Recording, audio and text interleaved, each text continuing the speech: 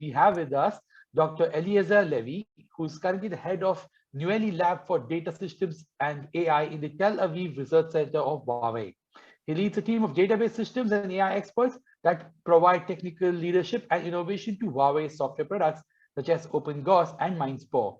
Before joining Huawei in 2012, Eliezer Levy established and managed the SAP Research Group in Israel from 2008. Prior to that, he was a chief architect of the Small Businesses Business Unit in SAP, responsible for the popular Business One product. Eliezer has over 30 years of experience in various research, development, and management roles in Huawei, SAP, Intel, Tandem Computers, and an Israeli startup. Eliezer has a PhD in computer sciences from the University of Texas at Austin in the area of databases and a BSc in computer science from the Technion. Eliezer has numerous academic publications and patents. Here to speak on data systems and AI and industrial perspective, Dr. Eliezer Levy. Over to you, sir. Hi there. What a Hello. nice opening. Can I share my screen? Yes, please. Yes, please. Okay, I'm sharing the screen. Okay.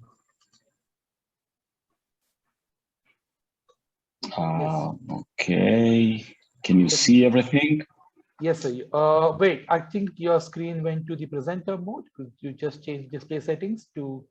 Yes, sure.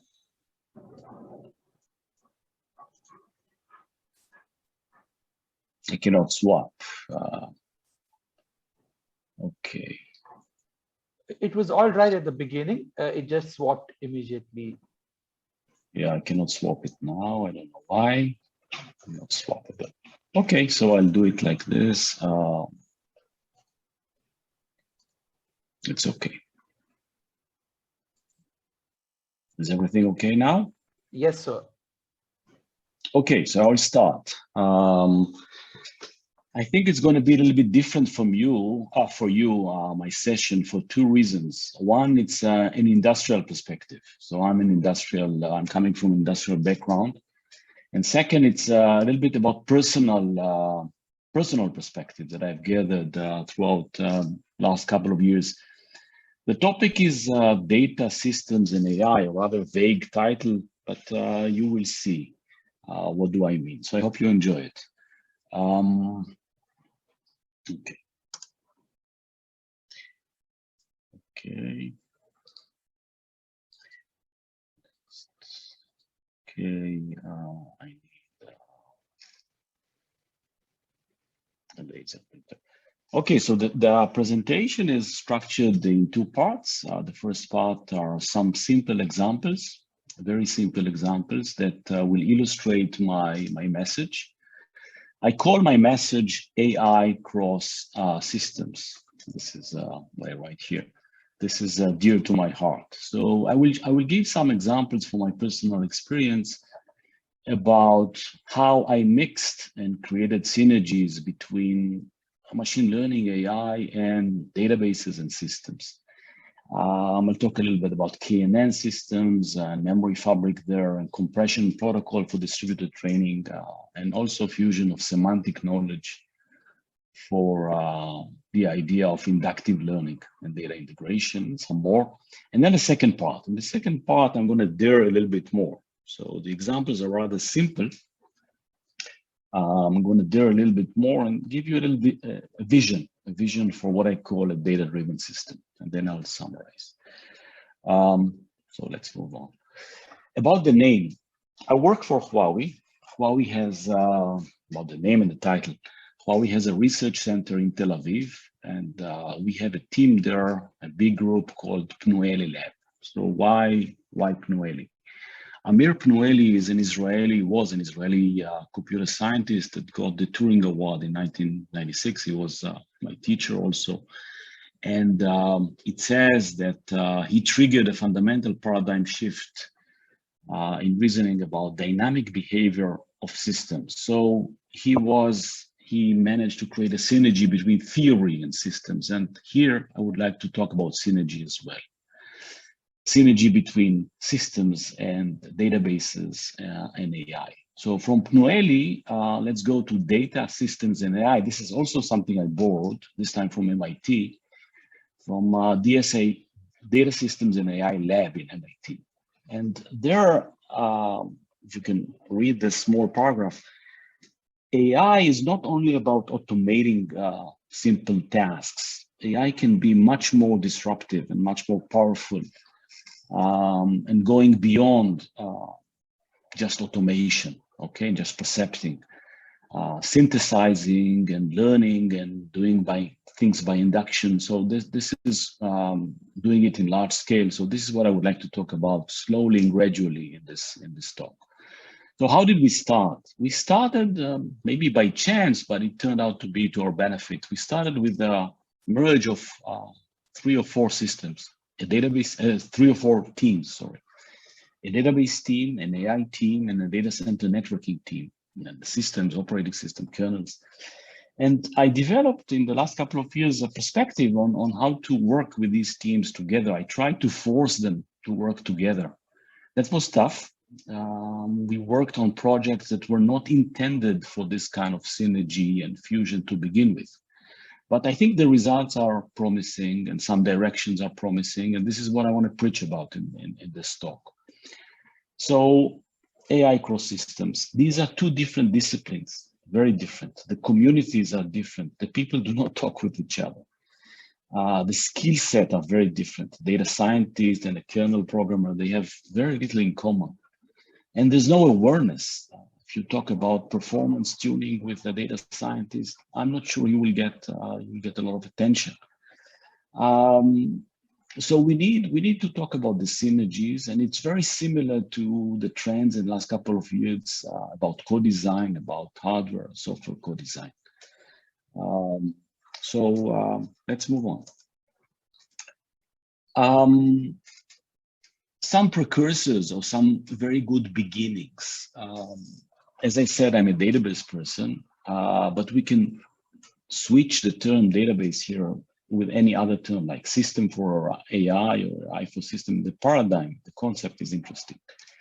So databases for AI was used to denote subsystems where the data is managed by a DBMS, data sets. We talk about provenance, we talk about sophisticated version control of data sets, because data sets is something very messy when you do data science, but it's the key. So using database techniques is powerful. And the opposite, AI for DB, components inside a traditional database management system that are improved with machine learning and the like for configuration, auto configuration, like for index selection or query optimization. But I would like to go beyond that to make the fusion more prominent. So things like learned indices, this is disruptive, this is different, this is not unexpected. So again, like the MIT DSAL model, not only for automation, not only for automatic configuration, for synthesis and for large-scale systems.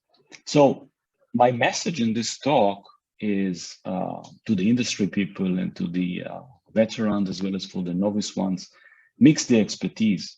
Look at the other side. If you're coming from data science, look at systems and vice versa. Make sure you have people from both disciplines. Promote the awareness across the domains. Sometimes, synergy between domains is a very well-known technique or pattern for innovation. You can project and reflect from one domain to the other, and then you can see the differences and the holes and the opportunities for innovation. That's what we do. And there, of course. So let's start with the examples. And the examples are very simple mechanisms and techniques. We go from light to a little bit heavier, from light to heavy. So the first example is KNN systems, K nearest neighbors. It's a very common and very popular system that applies for many applications with video and images and audio, where the objects, the artifacts are encoded with vectors. So you encode the audio segment or the clip or the image with a vector. And the general paradigm is given a large corpus of n-dimensional vectors, and n can be very large, can be in the thousands of dimensions. Sometimes they are called also embeddings. And given a vector, q, which is also a vector of the same space, same vector space, find the k vectors which are nearest to the query. And by nearest, we mean there are many ways to measure the distance, Euclidean and many other methods for measuring the distance between the vectors. It's a problem of size. You start with some toy example on a single machine and you are excited by the performance of, you get things similar, but then it blows up into a cluster, because the memory which is consumed is huge. If you do the multiplications, if you have thousands of dimensions, each one a floating point number, and you have trillions of vectors, you end up with a lot of memory. You need memory. This is in real time. So the KNN systems are typically, you're in a call center and you're recording some conversation, and you need to figure out whether there's some cursing or something unallowed happening. So you need to do the comparison very, very fast in real time. So you end up with a cluster, and you even take RDMA because you want a good cluster with high performance networking. And you have a memory fabric technology, fine. And your challenges are the size, the memory size, the computations, the inner products to compute the distances are expensive. And you would like to saturate the network bandwidth and to save on the latency. There are many indexing algorithms in the literature, practical and theoretical. But the basic technique is divide and conquer. So you can see here an illustration in 2D. So suppose you have only 2 dimensions, and then you pick pairs of vectors, pairs of points, and you draw the median. You create hyperplanes or planes to partition the space. And you end up with many planes. Imagine an n-dimensional space, vector space. And this is the way to partition your space. And then you do centroid calculation, or you do some kind of indexing. It doesn't matter much for the purpose of my point. The point is that regardless of the exact indexing scheme, you end up with a need to fetch a lot of vectors from remote memory.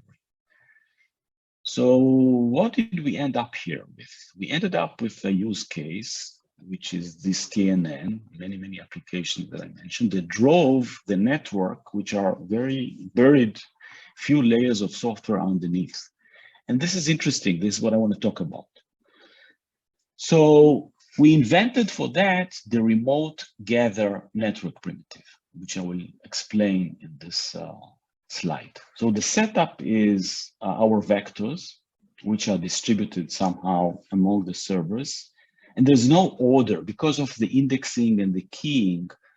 You may need to get vectors without any specified order. So there are many vectors you need to fetch from the memory with arbitrary addresses. You have an RDMA network, that's true, and you have this nice, interesting primitive, which is called orchestration. In orchestration, you can mix multiple network and memory operations, DMAs, in a single request. So you ask a request and it translates on the destination to multiple memory operations and networking operations. This is about the fusion of networking and memory, which is happening recently in the memory fabrics in the data center. You need to have a smart NIC, which is programmable, to play, in order to play this orchestration, to play this little program. And this is very powerful. And you offload the CPU. So this is very useful for our little problem here, the KNN problem.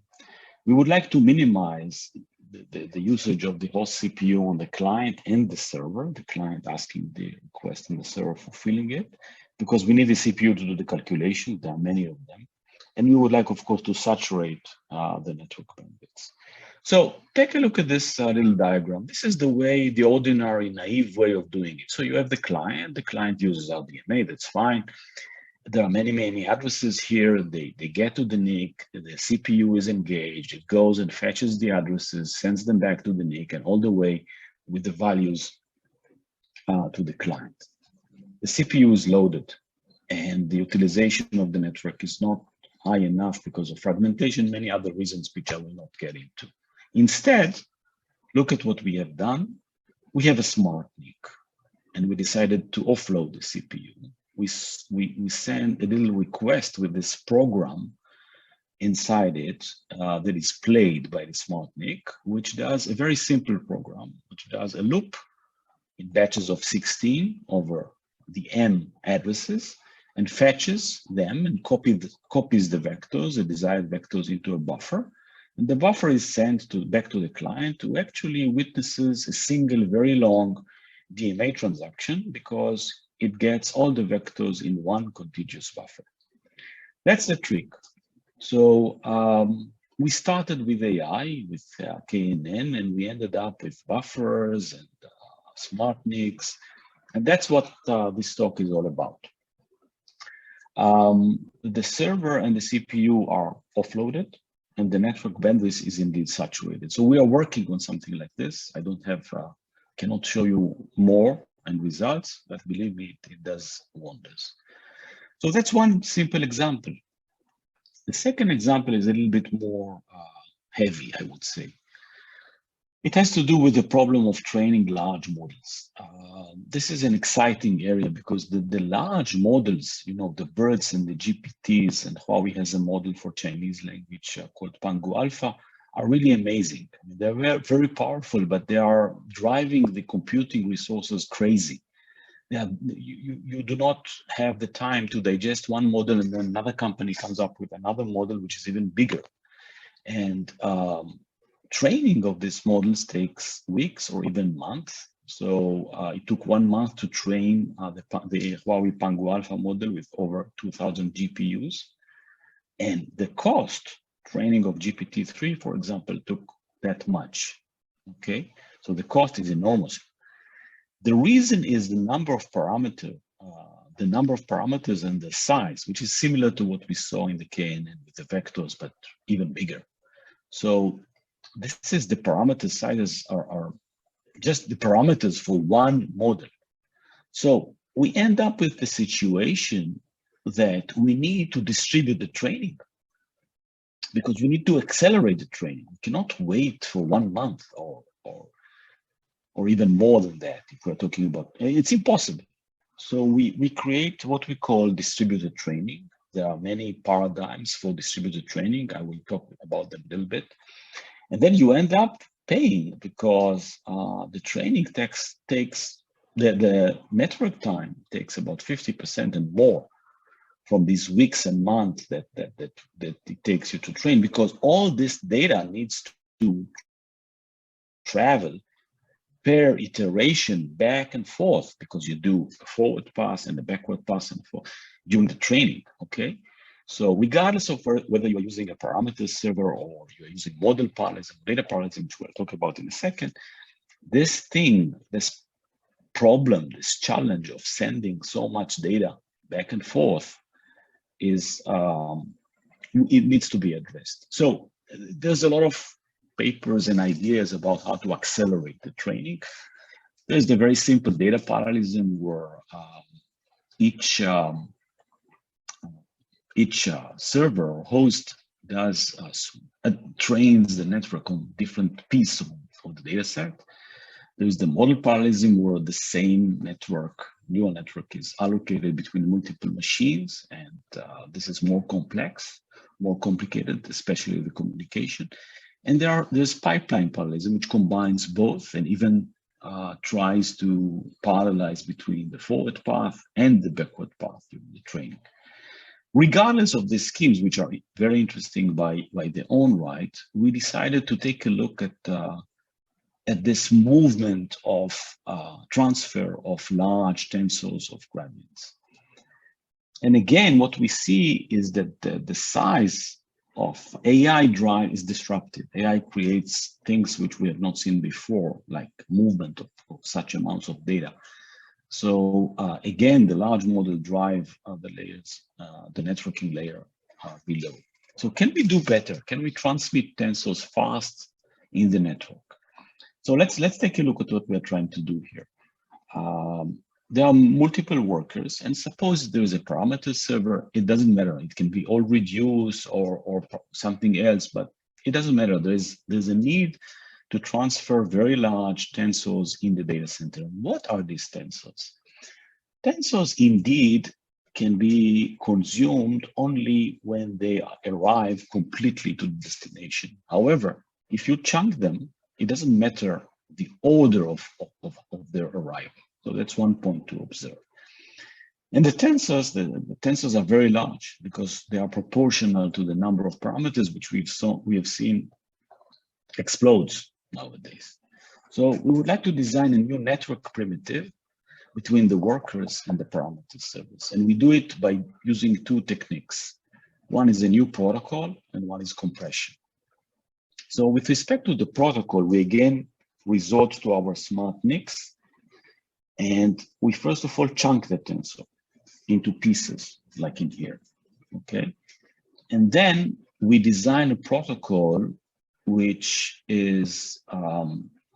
fits this kind of problem very nicely because it supports out of order completion of the datagrams. I will not go in details.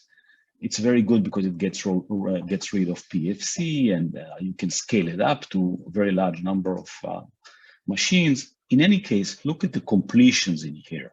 Even though this datagram hasn't arrived, the other ones can complete without the first one completion. So it can be completed later. That's very powerful for our specific use case. Okay, of course it's RDMA based, so we have bypassed the kernel and so on. That's standard. This is the trick here of the out of order completion. The second thing we did was to look at compression. We wanted to do the compression on the fly, in network compression.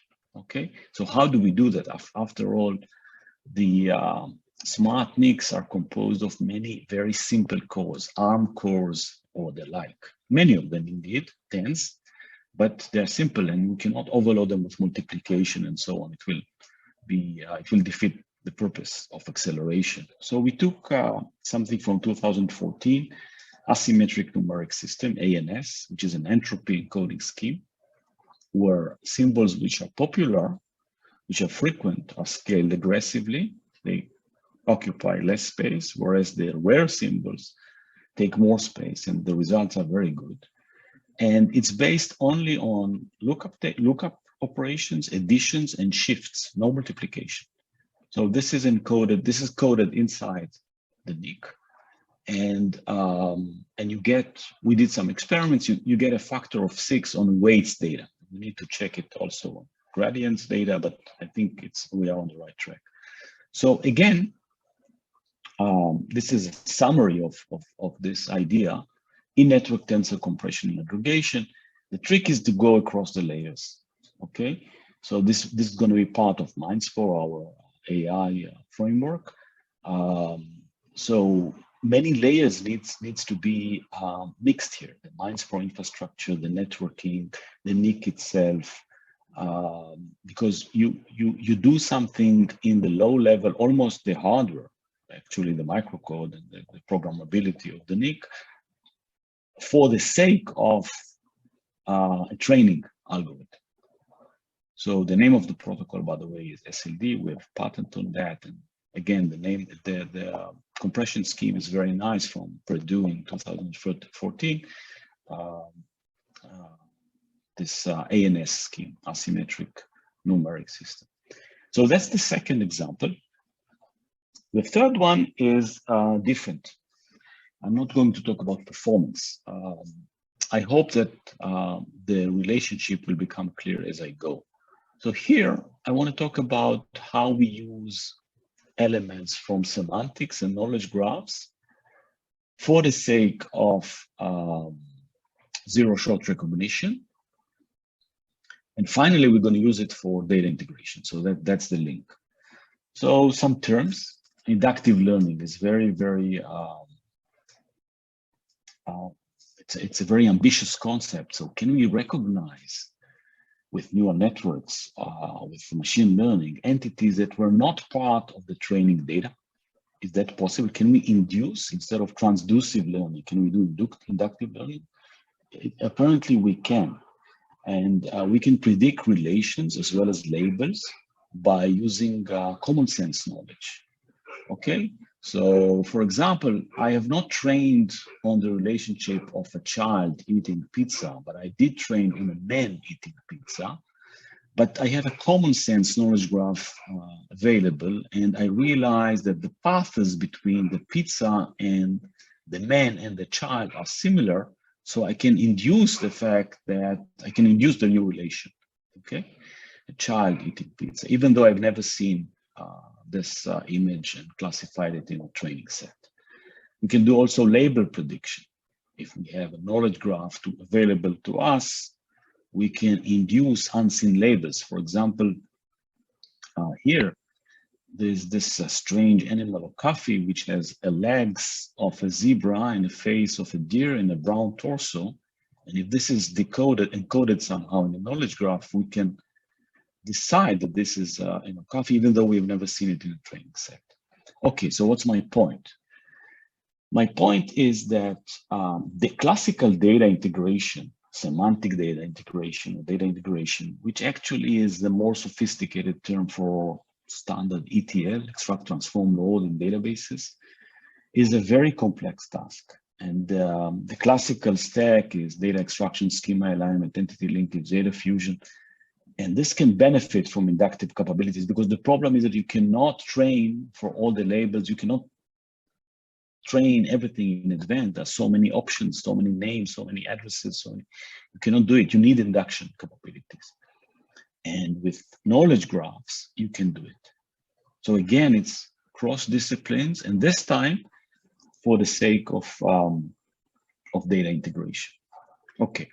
So these were my examples. There are much more examples. TVM is an example I like, where it's a neural network LLVM-based compiler. Learned index is a very nice example of mixing the domains. Vector databases where we can add more than just the nearest neighbor and so on. I will not go into that. Okay, so we have some more time for the second part of the talk, which is a little bit more daring. It's related to the first part. So data-driven systems. I will jump ahead, and I hope that you will see the relationship as I go. Data-driven systems adapt to data instead of forcing data to fit rigid frames or rigid constraints. I'm going back to my database origins, and then I can dare again, as I promised. So AI, as I said, is a turning point. It's so powerful and so disruptive. There is a real turning point. It was linear, or not linear, but there was some evolution here. But now here, it's really a turning point. So also interesting to see that many components in order to build a data-driven system can be found in the open source. There are problems of software engineering of models and the fact that models cannot be reused. I will not get into that. That's true. There's a long way to go, and we are fighting with that nowadays in my group. But it would come. It would come. So the challenge and the vision I would like to present is to build a new type of data management system, where the infrastructure plays like a relational database. It can deal with logistics and with banking and with money and with taxi orders and so on. So I want to have one infrastructure that can fit any use case, video search, crisis management, whatever, IoT fusion, data integration, and so on. Difference is the data. The data should drive the system, and the system should adapt. Okay, so what are we doing here? From data processing, we are moving to self-adaptive data processing. So we don't build a rigid pipeline. We arrange it as we go. So from structural databases, we go to semantic graphs, are much more flexible and they encode much more knowledge. They don't have to be designed a priori. Of course, we need to pay something. So we lose exact matching and equality. We move to approximation and similarity, but that's what we need to do because we no longer deal with foreign keys and tables. We deal with vectors in multidimensional spaces. So no more rows in not no more, but we would like to host embeddings and vectors and deal with them for the data management tasks. So there are no schemas. There shouldn't be any schemas anymore a priori. Okay, the system needs to learn and adapt from the data it sees. The data is always in transit. Even a data lake is not sufficient. Instead of having traditional tedious ETL pipelines, let's take a look at data integration with inductive capabilities where we taught the model some principles and it applied it for many cases, many records that it sees when it tries to fuse data from multiple sources. So we deal with, instead of exact analytics, which are structured queries, we deal with some kind of exploration, and the role of examples and samples becomes much more prominent, query by example. Okay, so, and we're looking for something similar. We're not looking for the same thing. And we are working on, you know, this is the tip of the iceberg, what I've shown you so far. We are working on things in that direction. In particular, I want to talk about these points, which may look a bit vague because it's vision and I'm daring, but I took the risk. So instance optimization, it means that you overfit for a particular data set, for particular data, and you may change your overfitting in time. And when you do instance optimization, you can also code generate, and you synthesize pieces of boilerplate code, and then it's really data driven because the data drives the instance optimization and then the code generation. Then you end up with something which is driven by the data. So you learn from the data that you ingest. Now there are two techniques that we can adapt from AI to the system we're trying to, data management system that we're trying to build. And here I'm going the other direction. Instead of using systems for AI, I use AI for systems. And the two techniques are training and architectural search. You can use this concept of training to train your components. You can deal with samples and get this instance optimization, and you can do this wonderful thing which is called network architectural search, where you try different neural network architecture until you decide on what to use. You can do something similar, so you can synthesize code and you can check whether it works or not, and you can try again. So these are the techniques that we are trying to deal with in some of our work. I think I need to finish, so I'm right on time. I talked about fusing together AI and systems. It's possible. You need people from the various disciplines that are willing to talk with each other. That's easy. I've shown you some examples of some very simple examples of mechanisms, and where you can easily see the benefit of trying this fusion. You can project and reflect from one domain to the other to identify the holes, the missing parts, and the analogies, and take ideas from one discipline to the other, and you know, explore the opportunities. And the vision that I presented very briefly, and you can say that I'm, you know, blowing buzzwords in the air. Okay, I will tolerate that.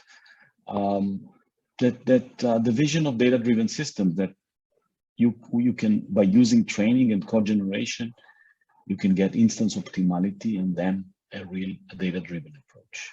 I will stop here. Well, thank you so much, Dr. Eliezer. It was a really interesting talk, and I think you have just left a lot of us wanting for more. Probably this is an intro, and people would like to love to know more from you.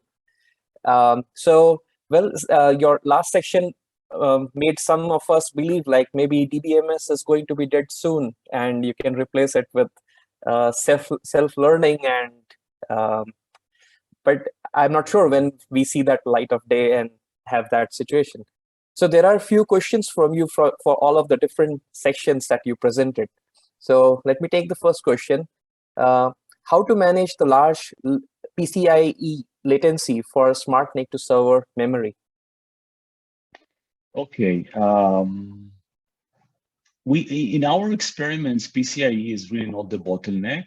I have two answers. One is this one. So the bottleneck is the PCIe bottleneck is negligible. The network is the problem in most of our cases.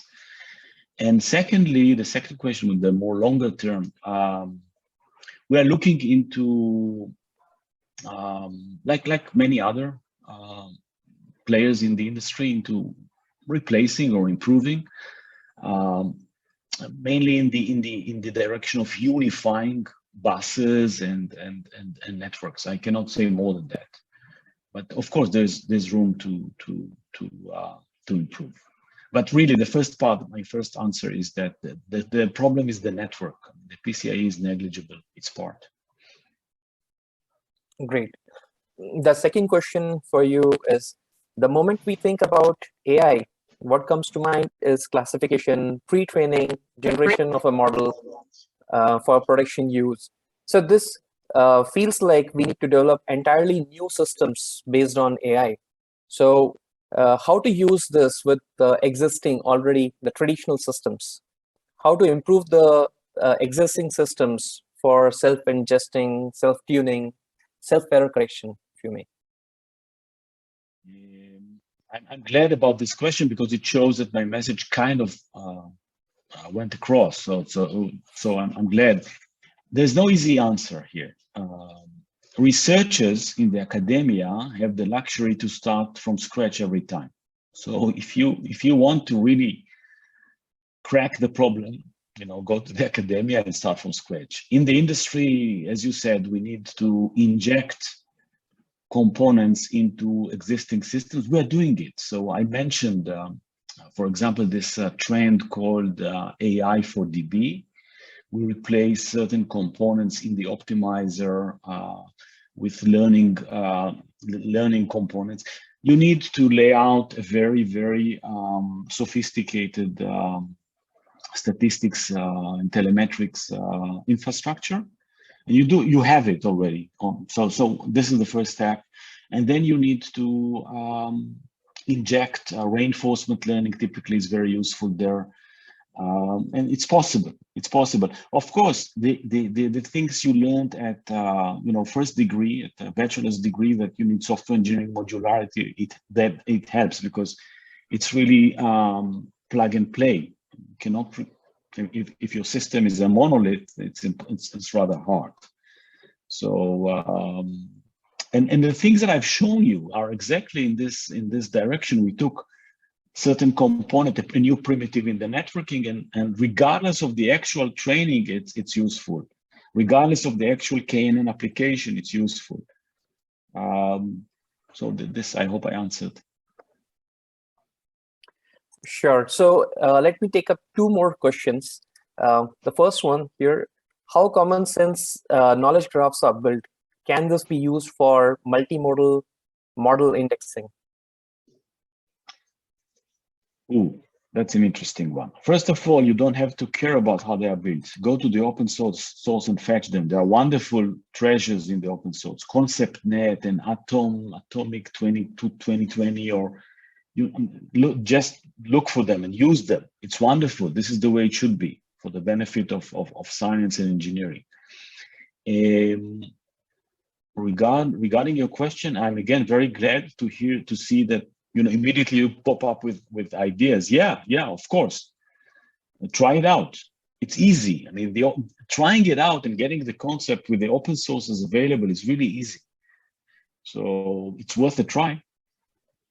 Sure. There. And yeah, in the interest of time, let me take one final question. So in case of inductive learning, is it possible to have arbitrary length relationships identified automatically? How does compute require, like requirement varies with length? The length of what? The length of? So arbitrary length of relationships. Oh, okay. Look, unfortunately or fortunately, there's no magic. There's no real magic. If you don't see, if you want induction, if you don't see the instance in the training set, you need the logic to make it happen. There's no magic. I mean, there's no, everything is computers are consistent machines, deterministic machines, even though they are large and sophisticated and DNNs and deep and so on. So you need to encode the common sense and use it. Otherwise, you'll not get any induction. But it's much better than, you know, just training and being able to relate to what you have seen. That's the nice thing about, you know, I believe that the human brain works also in the same manner. So this is how you fuse the two. That's the nice thing about it. Sure. Great to have you in the VLDE 21 conference. And thank you so much. I will bring in Fatima and Anwit back. Thank you so much. Thank you so much once again, Ankit. And with that, I'd like to extend gratitude, of course, to Dr. Eliezer. Thank you so much for your glorious presence and thank you for gracing this occasion. And also the most important thank you for giving us an industrial perspective on data, systems, and AI.